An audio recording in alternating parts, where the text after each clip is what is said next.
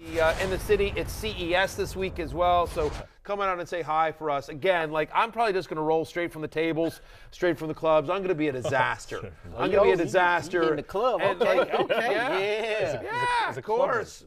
You can't tell that I'm a big club guy. If you've seen that just there, and if you watch The Hangover, it's interesting who they made, which characters. Well, I don't like that. I don't like that Connor Rogers got Bradley Cooper. I'm not happy about that, but he does. Technically, does resemble Bradley Cooper the most. I'm not shocked at all he got that one. Yeah, but why'd I get Galifianakis? That's the. I feel like that was kind of minus right, 2,000. Right, exactly. Why am I you guys think I'm drugging you? Come on, stop it.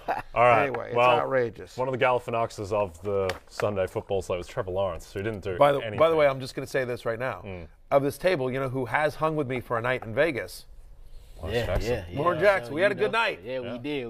We had a good night. We're so good, we ain't talking about it on this show today. All right. Well, didn't have a good day. Trevor Lawrence, who got the win and was efficient enough in terms of his completion percentage, but didn't do anything. I wouldn't read too much into this, though, Lawrence. Yeah, I mean, we knew the Jaguars' offensive player, their top players weren't going to play the whole game.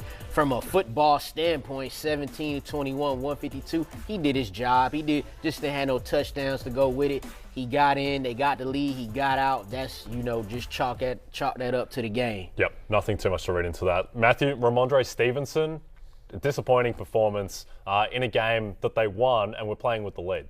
Yeah, he feels like he's really hitting kind of a wall here and wearing down. And so, look, he's now had under 50 rushing yards in 5 of the past 7 games, 4 straight games with 2 or fewer receptions. They're not using him in the passing game the way we expected to.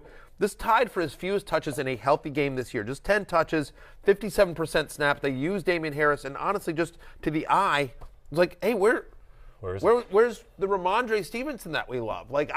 So really disappointing game. He should, in a game they won, in a game in which they moved the ball, in which Mac Jones looked good, he just didn't.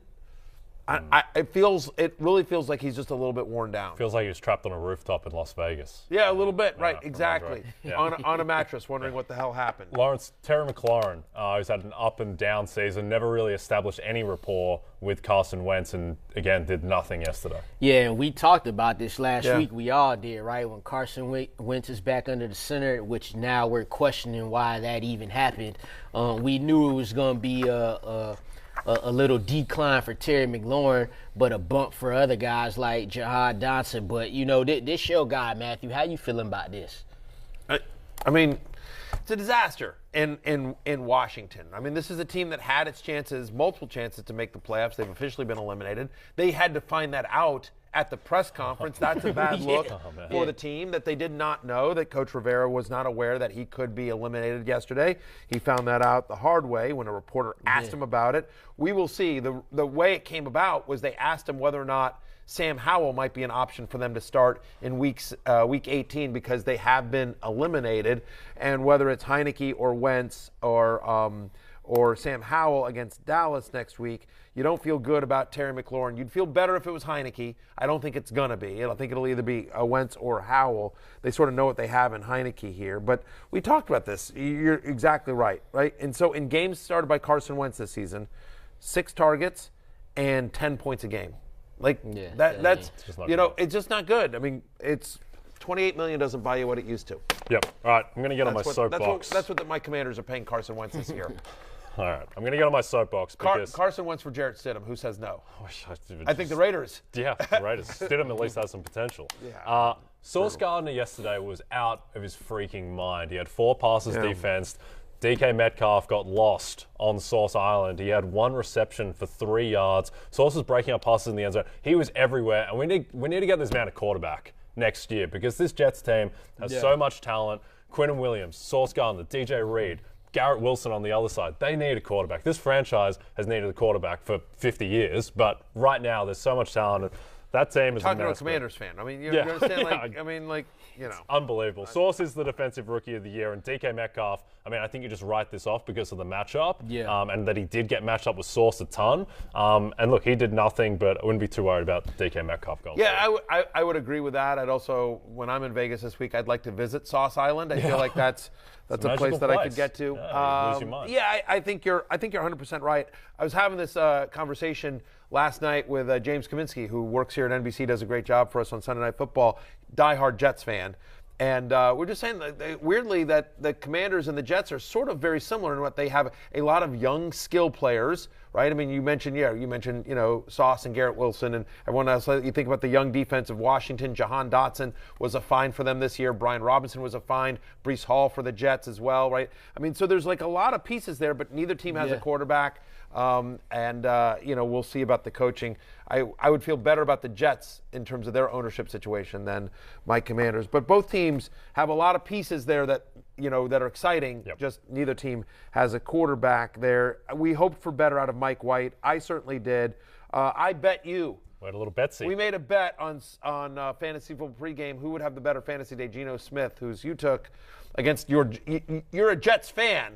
I felt really uncomfortable watching the game yesterday. I actually didn't enjoy it at all. So I think I am a Jets fan. Yeah, right. You're a Jets fan, but you bet against the playoffs now. You got to get a new team. You see the sign here at the bar. Geno Smith drinks free. They wrote you off. Yeah. Now you drink free. I didn't write back. Matthew started writing back to me. Anyway, literally, we got some. It's over there, Matthew. I know, but I was just saying the bar back there. Oh, yeah. Anyway, with taps. We got 3 taps back there. So Geno, you're welcome to come and just for free. Anytime you want, just stick your head under there, like Mo on The Simpsons.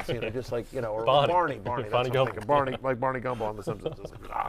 Yes. That might be me even tomorrow night in Vegas. Yeah. By the way.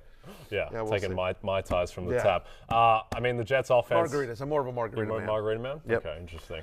Mike White might have to be a margarita man after that performance. I just think, listen, on the road at Seattle, the 12th man, they showed up. Credit the Seahawks. They played well. They just couldn't get into a rhythm here. I don't know that there's anything you take away from the Jets offense.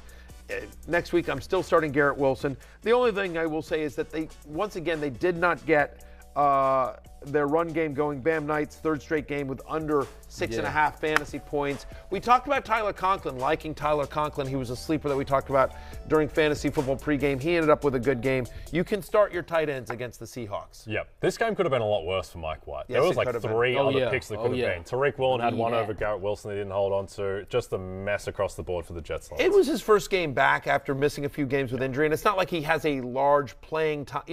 He's still, he's not a rookie because he's been in the league for a long time, but he doesn't have a lot of games started under his belt. So there could have been some rust there as well. Yeah, Mike White is a fine backup quarterback. Yeah, he's simply better for the Jets offense right now than Zach, or probably forever, than Zach Wilson is. That's what he is. He's better for the team than Zach Wilson. That's just a fact. Yep. All right, we're going to go to break. When we come back, special guest, Mr. Pat Kerrane, who's got a bit going on tonight. We'll tell you all about it.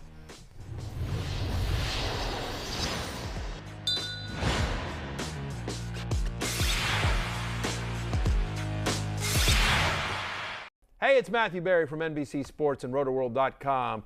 Just want to thank you so much for watching what you just watched, or at least being too lazy to click out of it after the autoplay just kept it going. So either way, thank you so much for just letting it scroll by your screen. And now I'd like to ask you respectfully, please subscribe to the NFL on NBC YouTube channel for the latest NFL news, fantasy headlines from Rotoworld, and betting analysis from NBC Sports Edge.